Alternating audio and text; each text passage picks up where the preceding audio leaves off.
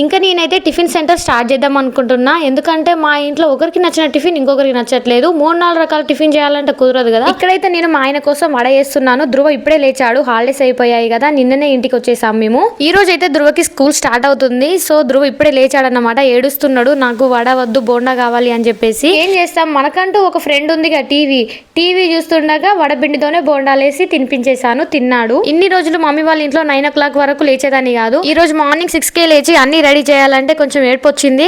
కానీ ఒక 2 days అయితే సెట్ అయిపోతుంది నాకు.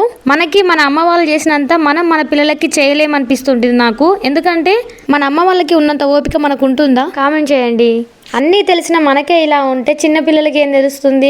ఈరోజు స్కూల్ అంటే ధ్రువకి అస్సలు నచ్చట్లేదు, కానీ ఏం చేయలేడు, రెడీ అయ్యాడు మెల్లిగా. స్కూల్ టైం అవుతుందని పిల్లల్ని మనం బలవంతంగా లేపి తినబెట్టి రెడీ చేస్తాం కదా, కానీ చివర్లో దగ్గర తీసుకోకపోతే ఆ డే అంతా అస్సలు బాగోదు. అందుకే దగ్గరికి తీసుకున్నాకే స్కూల్కి పంపిస్తాను ధ్రువని. అలాగే నా వీడియోకి లైక్ చేసి ఛానల్ సబ్స్క్రైబ్ చేసుకోండి, సపోర్ట్ చేయండి. Thank you guys.